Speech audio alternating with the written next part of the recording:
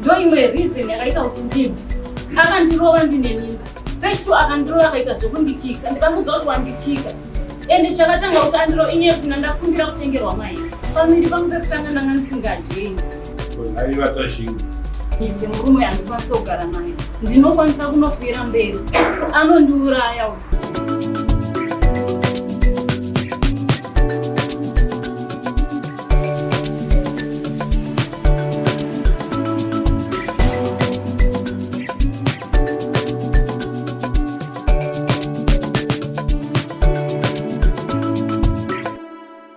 Yo mangarero.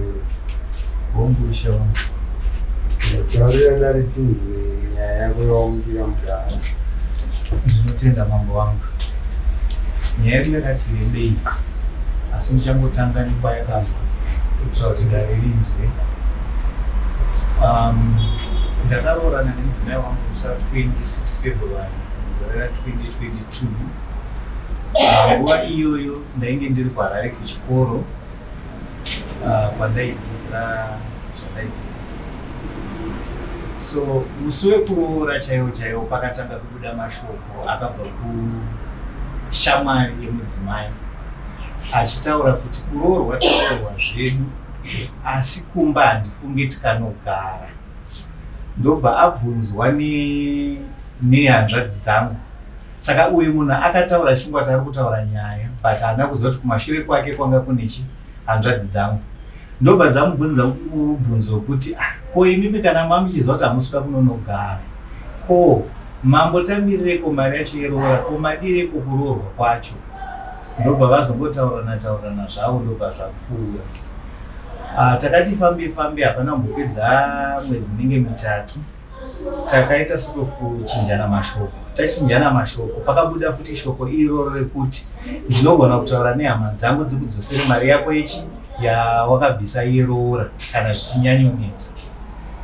Ndakaudza tete kuti mashoko ari papa, ndikaudza sekuru vakangoti mashoko anogona kunge ataurika mukuita sei mukutsamwa. Ndakangozvitora ndikazvinyarara zvakadaro. Gore rakasvika pakunonopera. Gore rapera kudaro ndakadzoka ndakuti ndakugara nemudzimai. Hapana kupedza nguva ratanda muna 2023 kutanga kwegore. Mudzimai akabva pamuviri akaenda kumba kwavo achimbonopekwa ikoko. Akadzoka. Mukudzoka kwake akangodzoka zvemasvondo asikadarike matatu. Akabva arongedza akaenda kumba kwavo. Arongedza akaenda kumba kwavo. Akandogara ikoko. Zuva raakarongedza iroro ndakafonerwa nababa mukuru, murume mukoma wake, vachindibvunza kuti uripi. Ndikapindura kuti ndiri kupi. Sekuru vakandifonerazve vakanditi muzukuru ndoda kukuona, pane zvinhu zviripo.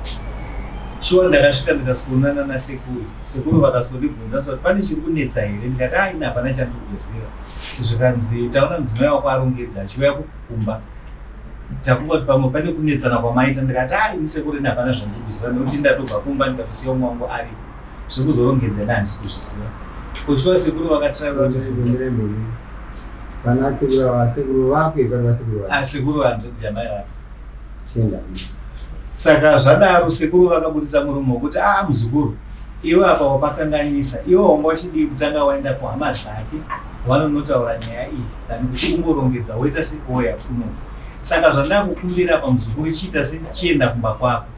Then tozoona kuti toita se totangira ipopo. Mudzimai akaramba akati ina handidzokere kusvikira iye ashedza hama dzake nehama dzangu dzaungana. Toda kuti tugare pasi nditaure nhunha dzangu dzese.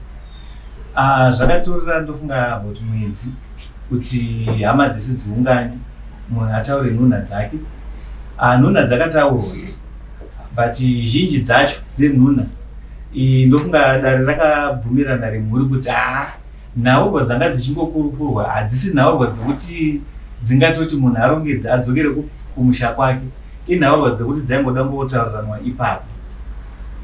Tina kupedza nguva. Mudzimai akadzoka kumba. Adzoka kumba kudaro haana kugara futi kwenguva yakati rebei. Akabva adzokera futi kumba kwavo. Mushure mekunge tanetsana. Nhaurwa yakaita kuti tinetsane ranga riri zuva remusi weSaturday. akabuda achienda kubasa, inini handina kuita kuenda kubasa, ndakanga ndiripo pamba. Ndaitozvigezera motikari, ndobva ndazobuda hangu mazuva rovira, ndakumbonoshava hangu chinotsvaga ukwati, ndobva ndasvikawo pandakanowana ukwati hwangu hwandaitsvaga. Saka mudzimai akasvika mumba mune doro randa ndichimbozvimwira zvangu ndiri kupamba. Doro riya ranga riri mufiriji. Saka iye akasvika inini ndisipo nokuti munhu anga nemakezi ake kungopinda pamba. Pandakazodzoka inini ndakadzoka munhu akarara mumba, malaitsi akadzimwa. Radio yairira asi yange ine volume iri pamusoro. Ndobva ndatosvika ndikabvunza kuti kwakanaka here kwamuri kuita sei? Kwamuri kutoimba zvokutodarikidza radio yacho uye makadzima malaitsi. Zvikanzi alaiti tiri kundiafekta. Ndikati laiti inogokuafektai chii? Ndobva ndatoseka zvangu ndikati uko kauko ndokuita kwomunhu anenge akadhakwa nedoro. Ndandisa ndanotarisa kuti mufiriji maita sei mamboshanyirwa here. Pandakaenda kufiriji ichinoona ndakaona mashanyirwa. For sure mamamiwa 1 pint rezambezi. Handina hangu kubvunza zvakawanda. Ndakabva ndatongotaura nomwe wangu ndikati ndimanwa doro rangu. Zvanzi handindarimo. Ndarawo hapana kumboipa. Zvadaro ndakabva ndati ndisire mvura yekugeza. Asi nhasi toti timbobuda, timboenda timbonofara. Zvikanzi aiwa zvakanaka. Ndobva ndasaka imi muri kuda chii nechi, ndobva ndanotsvaga doro ravaida ivo. Ndadaro inini ndakabuda for sure. Ndikanotsvaga. Ndichibva ndambotora nguva ndakadzoka ndobva ndasvika ndichisonogeza. Ndakasvika pakugeza ndikapfeka ndikazvipakurira chikafu. Ndisitatei tichifunga zvinhu zvinenge zvaitira nama ndozvinozoitisa kuti vanhu vauye kuzotaurirana kuti zvanditsamwisa ndakuenda kudaro. Techida kuti munhu kana auya kudaro otaura kuti pano ndauya nekuda kwemhosva yakati yakati. Handiti kana tamukati menyaya ndo munobuda tsanangurirana manje. Saka tikatanga nekutsanangura tikazonowana futi kuti nyaya yoda kutsanangurwa mbamberi patiri kuenda inotinetsa. Ndaunza mukadzi uyu, mukadzi wangu pakuti zvakati. Zvandauyira naye kuno kudare ndakanga takadai. Ndobva tadai nhasi chanditora ndizvouya kuzomangara nyaya yangu pane zvakati zvakaitika. Handiti makaona. Kana tikaidaro inotaurika. Handiti makaona. Because munhu anofanira kupindura zvine zvitaurwa nemunhu amuunza kudaro. Apa hapana chaangapindure tikamuti pindura. Handiti makaona. Saka ndandichikumbira vakuru kuudza mukadzi kuti chazoita kuti tiuye mudare nhasi ndechekuti pane zvakati zvangu zvisina kufamba zvakanaka. Isi toti zvakati izvozvo aimbori chiko munhu aiva ari mudzimai wangu. Takutsvaga isusu nyaya tichikurukura tese ipapa. Mukakurukura mega time ikareba hakuna kwatei tichienda. Handinotienda chana. Yes. Chaita kuti ndizouya kuno kudare. Muna 2023 mwaka wa December ndakakumbira mudzimai ari kumba kwavo mushure mekuti takatambonetsana ari kumba kwavo kudaro. Saka pakati tambotaura natete vakati mudzimai akudzoka. Ndakamirira kuti mudzimai aperekedzwe kuti adzoke kumba. Ndakamukumbira kuti ndimubatisewo mari. Ndikamubatisa mari yaisvika 2000. Pa 2000 iyoyo takazoibvisa imwe yacho tichiishandisa zvatakaishandisa. Pakasara ipo 1550. Muna February wa 2024 pakazobuda nhaurwa yekuti pane kutaurika kwakaitika kwekuti vakandipomera kuti ndakadanana nemunin'ina wake, zvakaita kuti iye azoti ini ndakuenda kumhuri dzekwenyu kunosiya gupuru. Chakanga chaitika ndechekuti vakatanga tete vandifonera vakati ndiri kuuya kuChegutu kuti ndizokuyananisai. Tete vakasumuka foshuwa vachiuya, asi vasvika tete vakatorana nemuzukuru wavo vakananga kuna tete vangu inini vakati tauya kuzosiya gupuru, hatichada murume. Ina handina kunge ndaudzwa nyaya yekuti ndo zvavaita nekuti ndakavamirira. Ndavamirira kudaro ndakazovafonera kwakumande kuti ini chiri ndakangomirira handizoti tiri kusangana nguva izvi zvanzi sitatoku Harare kuhama dzavo. Mushure mekuti ndava ndipindura kudaro ndakabva ndafonerwa nemunyanya zvikanzi ndaita vaenzi kuno. Ndikati vaenzi vapi? Zvikanzi mudzimai wako natete vacho vauya kuno kuvati isu hatichada imba nepamusana pekuti isu atihurira nemunin'ina wemukadzi. Ndobva ndangoti kwaivo vazondisiya sei kuti nyaya yacho itaurike ikoko. But kana zvizvo zvavauya kuzoita aiwa ngavachiite ndo zvavafambira handiti nekuti ndavandisiya kuno. Asi kana vaenda vachiti vari kunosiya Gupuru, ndanga ndichikumbira kuti iye mudzimai abva asiya mari yangu ipapo tozotangira kutaura ikoko. Mari haina kusiyiwa, vakadzoka. Pakapedza masvondo ndobva ndazobvunzawo kuti ko nhaurwa yenyu makaipedza muchiti kudii, nekuti muzukuru akandibvunza kuti ndo mamiriro azvaita.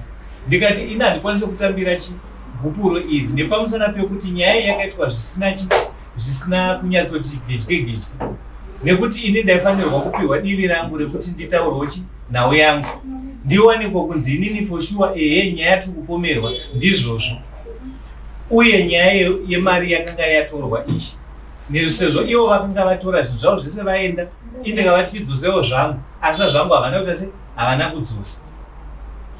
Zvamaiti vadzose ndo mariyo 1.550. So pane nyaya yemari. Vatete makapa murume Gupuro. Ndaiona mastatus emunin'ina wangu ari mumba mangu. Ndobva ndakabvunza ndikati uri ipi kudzi? Zvikanzoni ndanga ndiriko kwega, ndakasiyana nazvo musi wekutanga. Papera 2 days akaposta rimwe status. The following day wamusi weFriday akaposta imwe status. Ndobva ndati inini kuti ndipomere mwana wababa wangu nyaya, rega ndiregedze, rega ndikwire ndiende kumba kwemunhu, ndinoona zvandiri kuona ndizviri. Zveshuwa ndakasvika ndikaona zviri izvi.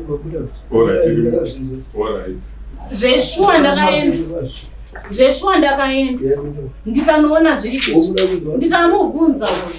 Infact ndisati ndamubvunza ndakafonera munin'ina wangu akandibvunza kuti tashinga ndiani, kunotona ndiende kunotoniko. Vandadaiwa zvakanaka, kana ndiri ndakutadzira ndichakumbira chii, ndichakumbira regere. Ndofunga akafonera bamukuru vacho akavaudza, akasvika akandichinjira fesi. Since ndatangira pakati munhu aindityisidzira, nyangwe ndiri mumba ndikada kuti nditaure aindityisidzira, munhu anorova wekuti kana akarova nosvika pakukudzipa huro kusvika wapera pavo. Ndo imwe reason yakaita kuti ndibve. Akandirova ndine mimba, pechitu akandirova akaita zvokundikika, ndikamudza kuti wandikika. Ende chakatanga kuti inye kuna ndakumbira kutengerwa maheu. Pamiri pangu pekutanga ndanga ndisingadyeni. Ndaimwa tumaheu tudiki twetwe. Akandipindura rafu ndandine mwana kuholiday. Mwana ndiye aitoona kuti ndadya here, ndaita sei. Akasvika pakuti dhedhi vane utsinye. Munhu ane mwoyo wakasindimara ukada kuti utaure chinhu, uye anomise vanhu itese uti kumba kwakadai so anongokupindura rafu. Munhu anorova kuti nyangwe ndikada ndofunga maybe inyaya yekuti ndine mhumhu mudiki. Ndaitotya, nyangwe ari kuHarare kwaari kutaura kuti aive kuchikoro. Ndaigara ndakati ndoita kunge ndiri kumanikidzira rudo.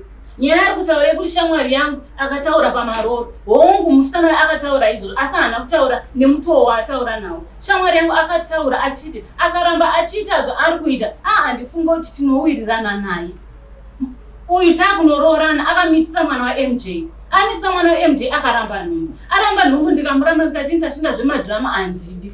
Ndofunga kuti ndizorohwa kanga kakeki 3. Patakazosvika pandakati aiwa hande unondikumbira regere pambai pana sekuru vangu, nokuti kundishungurudza kwacho handizivi kuti unozoita sei. Akasvika pakuti anzi ndozviuraya, ane masuicidal thoughts.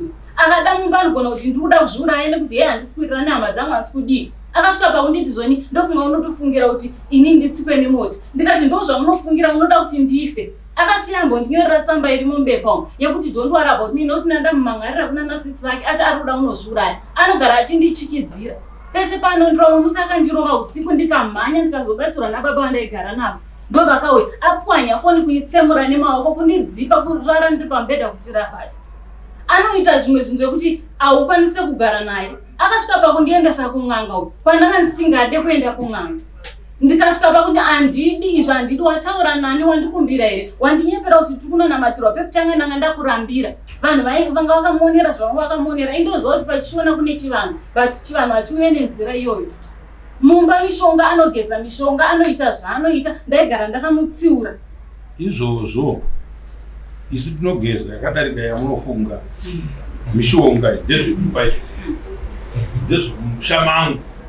maunenge wauya iwe semuroogwa handitika but chausingade haudi handitika ndokurarama kuripo mazuva ano tokuudzana kuti aiwa inini uko handiko handiti ini ndoita zvinhu zvangu ndichiziva kuti kana ndaakuita izvi mukadzi wangu anenge akangoteyawo kungoonawo ndichizviita asi iye hadi yake aite iwo kana wakuitawo zvako ndokupa mukana wekuti as long tiri kuita zvinhu zvokunge tichiita zvinhu zvedu tichiwirirana. Inini nyaya yandabata iri kutaurwa nababa imati 800 ndazozvoma 2000 something tinoda kuti tidzokere ipapo nokuti ndo nyaya yavari kutotaura kuti pandakapiwa bhukuro dai ndakasiyirwa zvinhu zvangu ipapo otherwise mungadai musiri muno mudaro kufunga kwangu handiti but hapana kuzosara handiti mari yakanga iri yei maimachengeteswa reri mari yemupa yekunochengetai pamusoro idani mari yaida kuchengeta akauya yaida kuchengetesa tashinga akauya achinditi ndanga nchida kukupa mota une mari ndobva ndamuudza kuti ndine $2000 zvinanzi ndikuda kuti uzondipa $2000 ini ndokupa mota iyi iye unotenga open track achitanzi ndo mota yechirungu ndikati ayewa ini kana kuri kutenga mota ndichatenga mota nemari yangu akati patakaenda kudirector anga akaputisa message anga akati ndida kukuchengetesa 2000 yandakati I can't handiti paakazouya tashinga akauya ne$800 achitaura nyaya yekuti ndiende ndinorapa ndiende kwagaina ndinochekwa chinjatipa nzero ina handina kuzitora pakuti ndichengete mariyo ndakatoishandisa kana pese paaiuya ndaimuudza kuti tashinga mari ndakaishandisa nyange patakagara matari aiva tashinga mukadzi uyu kana ari mukadzi wenyu wamaenda kuti amurapise ndiya pamusoro echandamire ndofunga tichitanga dare tataura takapika takabata bhaibheri handiti ndoda kuti tidzokere kumashure mbichana ndichinyatsotseketudza panyaya yemari. Inini ndine umbo kuti mari ndakapa musi wa6 December handiti muna 2023 mimba yaari kutaura yanga iri ya2022 December tichizopinda muna January yakabva musi wa4 January paakandopinda muchipatara akabuda musi wa6 January 2023 mari ndakamupa that was 2023 mari yandakamupa ushu tikatasa pamachatsi andinawo ndakamupa musi wa6 December 6-7 December 2023 zvekuti kumashure ukanga achida kurapiwa kudika handina pandakamurova ane mimba ushu ndochekutanga. Chechi2 paakabva mimba iyoyo zvese zvaida kuitwa ndakaita achienda vakaenda kuchipatara akanorapwa zvese kusvikira aburiswa muchipatara. Nyaya yaida kuonerwa nagaini yanga iri nyaya yekuti uyu aiva nedambudziko rekuti pamwe pacho paanoenda kumazuva kwenguva yakareba. Nditori nemamwe mapictures yandakatomboenda naye kuna chiremba apedza mwedzi 3 asiri kuteera. Ndo nyaya dzaida kutaurwa. Asi patiri kutaura nyaya yemari izvi ndakamupa iri 2000 muna 2023 December musi wa6 between 6 and 7 I'll confirm nemachatsi. Ndobva tati gare iye paari kutaura ane paakatomboiramba asi kuna na 20 something kwa December ane message yaakasenda futi iye achitaura nenyaya yemari iyoyo achiti huya utore mari yako ukaregedza kuitora ndichaishandisa ndichaidya tanga tanetsana. Anga asati aenda futi kuna chiremba pane mimba yakazobva asi ndandisandasvika ikoko pane kubvunza kwandandoda kubvunza vedare kuti mudzimai anokwanisa here kuziva kuti mwaka unoteera ndichange ndabata mimba uyu mwaka uyu handibate mimba. Nekuti pandakamubvunza kuna na 16 December ndiri kuTanzania anda achiti ndiri kunzwa mudumbu kudai wa 2023 ndikatomubvunza kuti haisi mimba here akanditi handina mimba handiti azotaura nyaya yemari ndobva ndangoita brush off nyaya yemari hozi ndakangotiwo maybe ndo zvinoita vanhukadzi. Mimba yaari kutaura iyi yakazobva kuna na January February should be end of January. Chakanga chaitika ndechekuti akatanga achiti nene ndokunzwa mudumbu akaenda apo panonzi yemuna Mondoro Road pane pamedical medhabo ndo pakatanga kuenda ipapo akasikoronzi nachiremba nhende iwe unenge wakazvitakura asi chiregedza kuita basa rinorema kana kuti wana nguva yekuzorora. Andiudza kudaro, ndakamuti iwewe chimbomira kuenda kubasa uzorore sezvawambaudzwa nachiremba. Akaramba, aingoti ndikuenda ndinozorora ndakarara kubasa kutaundi kwandinenge ndiri. Ndikamuti gara kumba uzorore, nekuti anga chiri kumba kwavo. Aingoti kumba kwacho kunobhohwa nekuti ndinenge ndiri ndege, saka zvirina ndiende kupi? Ndiriende kutaundi. Pakasvika time yekuti ndakashayikirwa nasekuru hanzvadzi yaamai kwaMurewa. Ndakauya ndikamuudza, ndikamuti because iwe wakanzi nemachiremba unoda nguva yekuzorora, ndikakutora tikaenda kunhamo uku, handifunga kuti zvinonoita zvakanaka nepamusana pekuti uri muroora zukuru. Hapana pekuti vamwe vanenge vakuita basa iwe wakagara, havazonzwisise nepamusana pekuti pane zvakanga zvamboitika kumashure. Pakaiswa dombo rababa vangu inini, tange tiri mukunetsana, haana kukwanisa kuuya, vanhu vese vakakahadzika. Saka ini ndakangomuti handione kuti pane enini dzekuti iwe uda kumanikidzira, yeti health yako ndo yakakosha. For sure takaenda, aita zvake zvekuti zvenharo, takaenda kunhamo, ndokunga mai vacho vakatombokumbirawo kuti aiwa wadiwa Sara, ndiaenda inini natete. Tete vangu vakataura zvimwe chete izvozvo, akaramba, akati no ndinoenda. Takaenda kunhamo, tabva kunhamo, ndo paakasvika akatanga kuenda kumachiremba mimba yechinzi yabuda kuti yakupfuura. Ndo pane mari yakashandiswa ipapo, kwaakatanga kuenda kumedical hub, ndini ndakamuti tora pamari iyoyo. Chaari kutaura chepanzeve, chaari kuti ichi chakanzi $70 chairi anobvisirwa kuchitumbisa. Ndikamupa iri cash mari iyoyo, handina kuibvisa pane mari yaari kutaura. Tikabva ipapo akati ari kuenda parailway surgery iri just across the railway takuda location. Akanoona CEO Gono ipapo, vakamubatsira, atotaura kuti mudzimai wangu ndokuti ndoshandidzana nawo. Akaudzwa zvezvekuita, ndikati alright fine ndinoita. Ndichimudza kuti bvisa pamari ipapo, akanzi aenda anoona gaini. Chikonzero aida kunoona gaini kuChinhoi, aida kuiswa stitch inonzi Schroeder suture inoiswa pamuromo wechibereko kuitira kuti mimba isabve. Vakasumuka, ndikakumbira amai kuti vaende naye kuChinhoi. Vakasvikonoona vanonzi Dr. Kanongwe. That was 2024. Handiti vanoona Dr. Kanongwe. Ndakatotanga kutovafonera ini Dr. Kanongwe vachinzi vari pahospital kupi mutheatre, ava vakaenda kusurgery iri kurengi. Ndikavafonera ndikati timirira vari kuuya. Vakanobhadhira consultation $50 because ndo ndandataura navo, ndichimuudza kuti bvisa pamari iyoyo. Zvaari kutaura zvekuti ndakamusira 800, ndikamuti 200. Handisi kuona pano zviri kupinda, nekuti inini pandakamupa mari iyoyo, mari yerent ndaiziva kuti ndoibvisa pasalari yangu. Mari yaari kutaura iyi ndakamupa kuti aibate yakadaro isina kubviswa. Ende yaari kutaura yemwana, hapana pandaimuti inini bvisa mari yemwana, because iye akataura dare last week achiti imari yandakamuti atumidzire mwana ado atengerwa blazer. Iye anotaura kuti ndemuna December. Of which that's not it. Manga musiri muna December. Nekuti muna December maari kutaura. Ndokunga ine ndakasumuka muZimbabwe, I think kuna 14 kwa December. Ndichienda kuTanzania, ndikadzoka musa 24 December. Hapana pandaimuti ndipo mari, nekuti salary yedu yakasara ichipinda. Saka hapana pandaimuti ndipo mari yerenti, mari yesalary ndinayo. Zvapedza kudaro, ndo pavakaita iyo nhauro yekuti ndaabvisa mari dzandamuti bvisa. Inini ndaita ndichicalculate mari dzangu, no, pamari yandakamuti chengeta, ukabvisa mari yakati parusara mari yakati, ukabvisa mari yakati parusara mari yakati.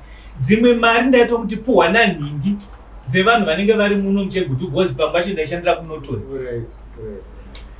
Saka mari yatona yese yasara iripo mari yenyu mari. Pamari yangu yandoziva yakasara iripo $1,550. Ndo mari yakasara nemukadzi. Zvekuti pamaiti mimi ngaasiye, ndo mari yamaida kuti asiye. Uongo mambo wangu. Ndinzwa muchiti patakambotaura mudare. Mataura mudare makanzi chiini dare? Ndo parakazodzi nyaya yanga igopera izvo yaita ukuru.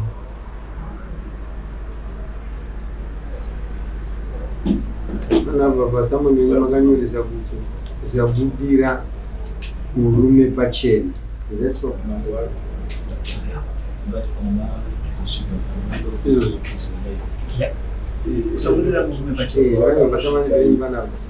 Kuramba nemari nokusabudira murume pachena ndizvo chaizvo. Zviro chaizvo. Asi mama pakupurukira maita pachena panopfuura pakupuru. Aiwa, nyaya yakaitika kuti pagupuru ndirirambe parakauya mawira rakaita 1 nemhosva uri chikonzero chaipirwa gupuro. Gupuro zvisinei kuti chii chariri kupirwa, richipirwa nemunhu anofanirwa kupa munhu, hazvitsvagwe kuti sei ari kupa munhu. Harina maconditions ekunzi mawiro arazoita.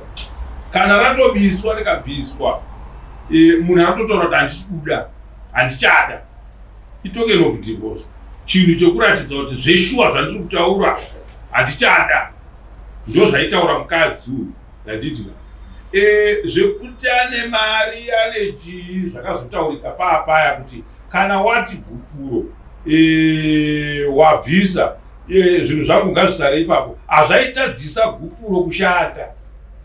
Edi gupuro kana rakapuhwa munyaya wenyu ari kupi? Ari kubasa kwarake. Ari kubasa kwarake. Rakaenda chaiko chaiko kwanofanira kuenda kumunyaya. Handiti yemidheta mubhiriji rinoyambutsa zvinhu ka kuenda kumurume kumadzitezvara kuenda kupi, iyeye ndiye anofambisa kamashoko. Saka paifambisa mashoko ekuti inini handichada, ndozvaitaura mukadzi uyu. Nyaya dzirimo, pane nyaya dzemunin'ina, nyaya dzekudini, izvozvo haisi nyaya dzekuti kana ndikange ndachiva muramu andida zvake muramu iyeye. Tinavo vakadzi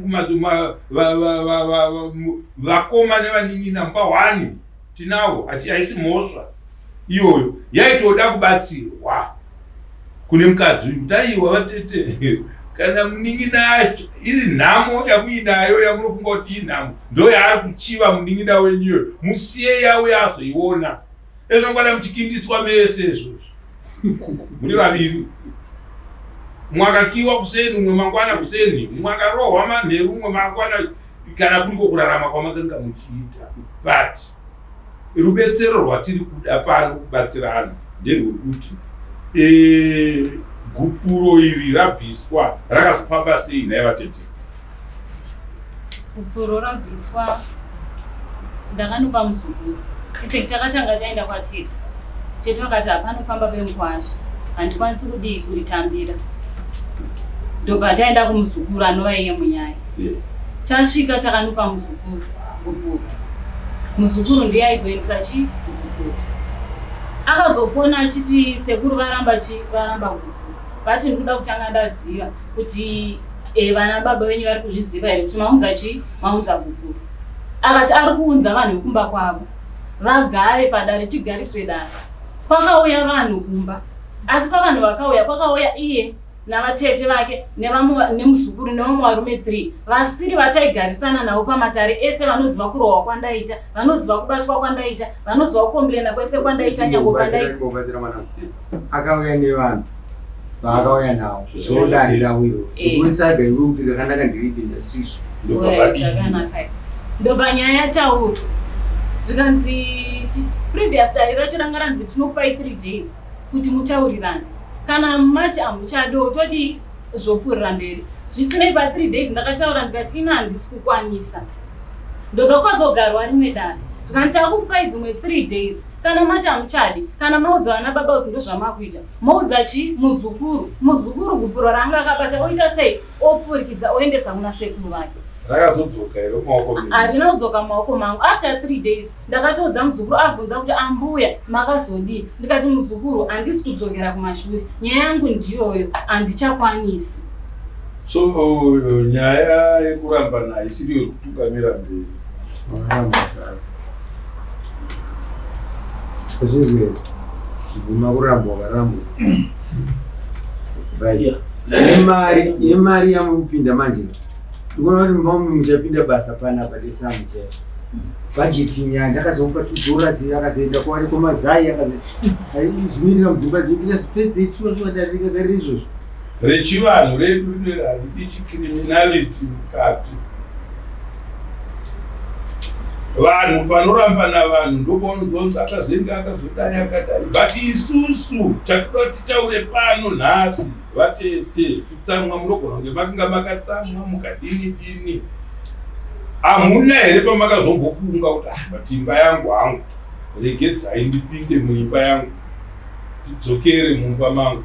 Akazombouya here murume zvairamba gupuro akariramba akarivhika akadini dini, akazombouya here achitaura nyaya yekuti ndiri kuda mudzimai wangu? Haana. Saka raimisirwe paanotaura pese panonzi chii, anenge achiti ari kuda mudzimai wake, ari kuda mudzimai wake, but ari munhu anoda mudzimai wake anooneka nechi nemabasa. Zvisinei, handisi kutsvaga kuti mabasa ake akadii kana kuti akadii. Inini ndakati handichakwanise murume handikwanisa kugara naye, ndinokwanisa kunofira mberi. Anondiuraya uyu, kundida chaiko chaiko handidi. Zvinhu zvemari yaari kunyepa iyi, imari yekuti aida kunoroora uku, aida kunoroora pamwe hameno zvakaitika kumashure zvamanje manje. Ndofunga mari yangu inini yandakamudza kufunga kuti ndinayo. ndinopinda mudare. Vabereki venyu vari? Baba vakashaya, mai vari.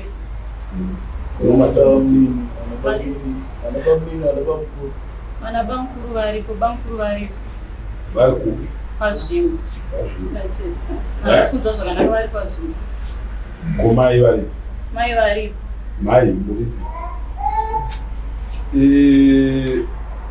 Chinowanzoitika, misha ikasara mamai, vakuwasha akave nhubu, anogona kudhererai kusvika pekuti anoda kukuitisai zvaanoda mumusha. Handiti makwa, hazvisizvo zvatinotarisira. Tichitarisira kuti kana mumusha mwana akadzi arohwa nemurume wake, ngavagarisane zvakanaka. Ndochishuwo chedu zvekuti mumusha mai vasara vega kana kuti baba vasara voga, pabanga baba vakazoshaika mukuwasha asati apinda mumusha, kana kuti vakashaika mukuwasha atove mumusha, zvinowanikwa zvese. Handiti but kufa kwehosi inosiya imwe. Handiti makwa. Saka manzwa avari kubvunzwa kuti vana baba mudiki varipi, ndivo vana baba ivavo. Nyakutumbura vakafa, handiti hazvirevi kuti unoti wanhana baba nekuti baba wangu wakafa, hazvisiri izvozvo. Handiti inini nyaya yemari ndopandabatirira. Munoziva chinhu chinonzi extortion, chekuti haambofa akandiramba mukadzi uyu because ndongoti ndikuda mari yangu. Izvozvo hazvisi zvatingagarire mudare. Toda kugarira mudare kuti ndinyengetedzere mukadzi wangu, ndikuda mukadzi wangu. Zvekuti mari, zvekuti chii, hazvisi zvatingatungamidze mumatare. Hazvisiri izvozvo. Hazvisi pambiko. Kana tauya kudare, ndichida mukadzi wangu, ndinotaurira dare kuti veduwe tega tega patasvika takundikana, ndandichikumbirawo dare, mama muuye pamberi pangu apa mundibatsire, ndiri kuda mukadzi wangu. Handiti makona, ndo dare rotopinda iro, kwete remari. Imari ngani kodzatadyiwa nepambi mukati. Saka wandisa kwete mari yemukadzi wanda achigara naye, mukadzi wangu wandiri kuda mukadzi iyeye, hakuna zvinhu zvakadaro. Saka ndandichifunga kuti iye zvino tingatenderedze musoro wedare tichishayisisa kuti patiri kuda kunyatsonopinda ndepapi.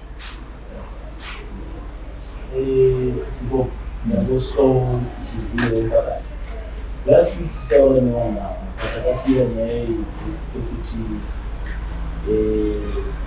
mambo vakamboomisa nhau yegupuro yakanga yarwiswa namadha vachisangana kumuchiwa. Saka haminoti ivo vanga vauya vachiri pfungwa yavo yekuramira ipagupuro here kana kuti vane kurivhusawo pfungwa vavanozoita mima ndasvika anongataura ndechimwe chezvinhu chavabairo pakati namambo. Saka vakadziva kuti vanhu havafaniri kuborambana nyore. Mukoma varipo pandasvika ini ndedare ndepekuti pane ari kuida here bhaki pautu hwavo. Mubvunzo uri kuti pauviri muna iye murume wemari uyu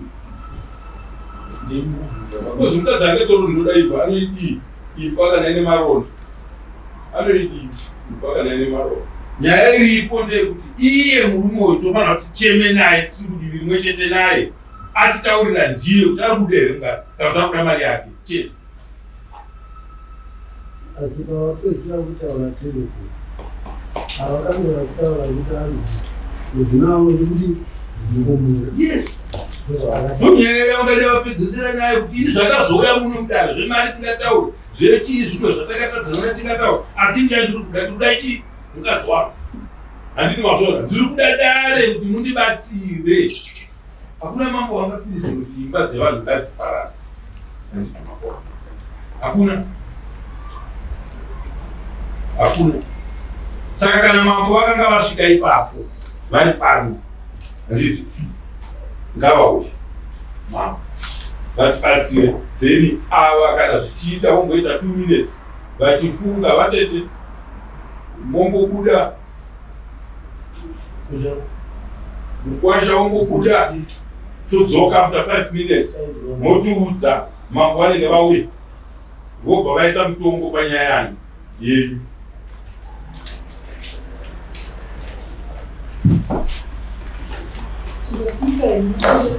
tokumbira kuti neukama nemwana uyu mombotaura naye nyangwe mukasaenda kure mukangobuda mukapinda mune dhadha rumwe bira pai mokurukura muri imomo 2 minutes mukwasha 2 minutes modzoka totaura nyaya kuti zvakamira sei.